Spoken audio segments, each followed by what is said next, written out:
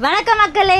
இன்னைக்கு வந்து என்னோட ஃபேவரட் மீன்கார அங்கிள் கிட்ட இருந்து எனக்கு பிடிச்ச மீன் வாங்கியிருந்தேன். குமார் அங்கிள் கிட்ட இருந்தேன். இன்றைக்கி வந்து மீனுக்கு வந்து கட்டிங் வெட்டிங் ஷேவிங் பண்ணிடலாமா? ஸோ நான் ரெகுலராக எப்படி பண்ணுவேன் அப்படின்னா சிசரில் தான் பண்ணுவேன். எனக்கு கத்தியை விட சிசர் ரொம்ப பிடிக்கும். ஃபஸ்ட்டு நான் வந்து க்ளீன் பண்ண கற்றுக்கிட்டது இந்த ஸ்கூல் டைம்லேயே கற்றுக்கிட்டேன். எனக்கு அது ரொம்ப பிடிக்கும் க்ளீன் பண்ணுற வேலை. அது எதில் பண்ணுவேன்னா அருவாமனையில் பண்ணுவேன்.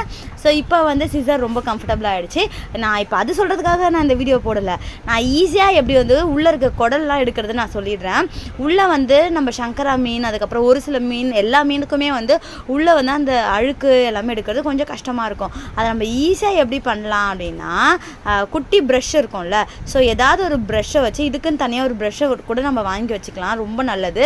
ஸோ இந்த மாதிரி நம்ம குட்டியாக வந்து நகத்தில் வச்சு எடுக்கும்போது கைக்குள்ளே நகத்துக்குள்ளே எல்லாத்தையும் மாட்டிக்கும். அப்படி இல்லாமல் இந்த குட்டி ப்ரஷ்ஷை வச்சு சூப்பராக ஒரு 2 வாட்டி நம்ம ப்ரஷ் பண்ணாலே போதும், ரொம்ப க்ளீனாகிடும். இந்த டிப்ஸ் ரொம்ப யூஸ்ஃபுல்லாக இருக்கும். ஸோ கண்டிப்பாக நீங்களும் ட்ரை பண்ணி பாருங்கள். ஸோ இதனால் வந்து நம்மளுடைய க்ளீனிங் ப்ராசஸுமே சீக்கிரமாக வேலை முடிஞ்சிடும். சப்ஸ்கிரைப் பண்ணுங்கள் மக்களே, மறக்காமல் எனக்காக.